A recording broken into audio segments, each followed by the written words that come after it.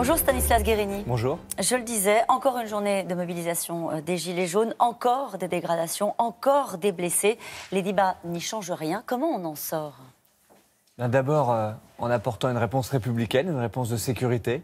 C'est pour ça qu'on a légiféré à l'Assemblée nationale. On n'y arrive pas pour l'instant. Il faut arriver au bout de ce projet de loi. Il y a eu la première lecture, il y aura bientôt la deuxième lecture. Moi, je suis favorable à ce qu'on puisse interdire certains individus. On l'a revu samedi, de manifestations, à ce qu'on puisse sanctionner plus durement ceux qui viennent manifester le visage masqué, à ce que ceux qui cassent puissent payer. Ce sont des principes républicains. Et puis, il faut apporter une réponse. Avec la loi anti-casseurs, ça n'arrivera plus. Bien, je ne dis pas que rien n'arrivera. Je crois que chacun en a conscience. Mais en tout cas, les forces de l'ordre ont plus d'armes pour pouvoir lutter contre ces individus. Une infime minorité, mais qui viennent, non pas manifester, qui viennent détruire notre République. Donc il faut apporter cette réponse républicaine. Et puis, essayer d'aller puiser au plus profond de nous-mêmes, au plus profond de la démocratie. C'est l'objet de ce grand débat, pour apporter des réponses en profondeur. Mounir Majoubi, secrétaire d'État au numérique, dit « On ne peut plus tolérer les casseurs qui, je le cite, il est un brin en colère, qui emmerdent les Français. Ce qu'ils font, c'est défoncer la France. Il faut les arrêter un par un. » Lui, visiblement, ce qu'il préconise, c'est la manière forte. Mais je crois que tout le monde est choqué. Vous savez, en l'espace de quelques jours, on a essayé de brûler la maison du président de l'Assemblée nationale. On a incendié des véhicules des forces armées qui luttent contre le terrorisme. On a essayé de pénétrer de force dans l'Assemblée nationale. Je crois que tout ça est inouï. Il y a un niveau de violence qui a été franchi, qui est absolument condamnable. Comment vous l'expliquez, Stanislas Guérini? Comment on en est arrivé là? Bien, je crois que nos démocraties, d'une certaine façon, toutes les démocraties européennes sont traversées par une maladie profonde. Il faut le voir, quand des dirigeants italiens viennent sur notre territoire appeler et inciter d'une certaine façon à l'insurrection. Tout ceci participe de la même maladie démocratique. Et donc, il faut que les républicains, les démocrates, puissent dire stop à cela. C'est un enjeu profondément de démocratie et de défense de la démocratie dans notre pays. Les maires des grandes villes demandent une réunion d'urgence. Ils appellent à l'aide. Ça fait 13 samedis que ça dure. Ça a des conséquences économiques dans de nombreuses villes françaises. Il faut les entendre. Il faut entendre cet appel à l'aide. Oui, je crois qu'on a pu constater que les commerçants n'en peuvent plus. Il y a des mesures qui ont déjà été prises pour les aider, pour différer un certain nombre de charges. Il faut effectivement réfléchir, peut-être à aller plus loin, parce que peut-être à annuler un certain nombre de charges. Il faut aider nos commerçants. Je le vois à Paris, je suis un élu parisien. Il y a des commerçants qui vont mettre la clé sous la porte. C'est aussi simple que ça. Et donc, il faut aider ceux qui veulent que le pays avance. Ces commerçants-là n'ont rien demandé. Je crois qu'on doit être à leur côté. Est-ce que ces violences sont encore en lien avec les Gilets jaunes? De moins en moins. On voit qu'il n'y a même plus dans ces manifestations-là de revendications sociales. Ce n'est plus un mouvement social d'une certaine façon. Quand une minorité, une infime minorité encore, il faut le dire, ne mélangeons pas tout, mais viennent tout simplement casser. On est en train d'essayer d'apporter les réponses et il faut séparer les casseurs des manifestants sincères.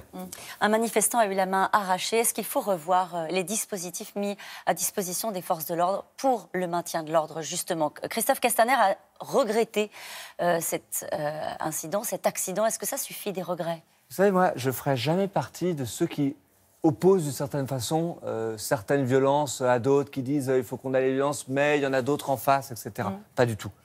Toute violence doit être condamnée. S'il y a eu des comportements inappropriés, il doit y avoir une enquête. Il y a une enquête judiciaire qui a été déclenchée. C'est la 133e enquête judiciaire. Donc il n'y a aucune complaisance vis-à-vis de ces dysfonctionnements éventuels. Il doit y avoir des sanctions s'il y a eu des dysfonctionnements. Et donc là-dessus, n'ayons aucune ambiguïté. Et une adaptation du dispositif, tout comme on s'est adapté sur la loi anti-casseurs, ce que vous avez tout à l'heure expliqué, en disant que ça pourrait changer éventuellement la façon dont les rassemblements se déroulent. Est-ce qu'il faut adapter aussi notre dispositif de maintien de l'ordre? Je rappelle que cette grenade de dispersion qui est utilisée par les forces de l'ordre est utilisée uniquement en France. C'est vraiment un dispositif très singulier. Là, le Conseil d'État a été saisi. Il rendra un avis.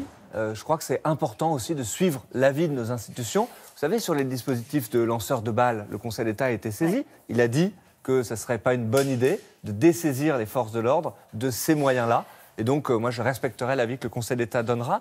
Il faut quand même savoir que les conditions de cet accident, qui est évidemment tragique, c'est des forces de l'ordre qui sont encerclés à un moment donné où des individus veulent pénétrer dans l'Assemblée nationale. Ce sont des conditions qui sont très particulières. Est-ce qu'il faut désarmer les forces de l'ordre dans ces conditions-là? Il y aurait peut-être un caractère un peu contradictoire avec la discussion que nous venons d'avoir précédemment. Pour faire suite à ce mouvement, pour le coup, pas le mouvement des casseurs, mais cette crise sociale qui s'est exprimée dans le pays, il y a la nécessité de répondre à l'injustice fiscale. Alors en ce moment, il y a énormément de propositions qui ressortent, une tranche d'impôt supplémentaire, la taxe sur les plus-values sur les résidences principales. On a entendu parler aussi de la révision des niches fiscales. Certains députés, La République En Marche, disent qu'il faut faire revenir l'ISF et le mettre sous condition d'utilisation, c'est-à-dire en gros conditionner l'ISF à des investissements dans les entreprises. Où est-ce que ça va se terminer? Ça se termine par des hausses d'impôts, déjà? Non, ce moi mouvement je suis très clair sur ce sujet-là. Notre engagement vis-à-vis des Français, c'est de baisser la pression fiscale. On avait dit 20 milliards de moins d'impôts dans le mandat. C'est 1 point de PIB.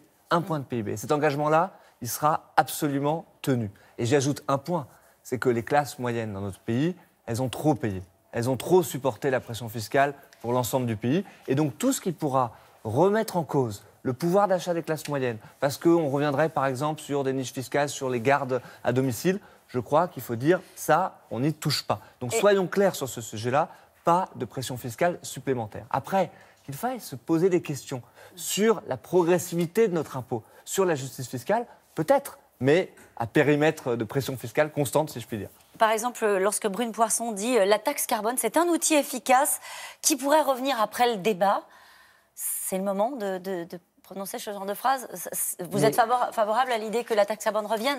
Oui, mais à une condition, et ça je crois que chacun l'a bien compris, c'est que ça ne se fasse pas au détriment des classes les plus populaires. C'est-à-dire que la transition écologique, ça serait une catastrophe de l'arrêter. Vous savez, le mouvement La République En Marche, que j'ai l'honneur de diriger, va remettre une contribution dans ce grand débat.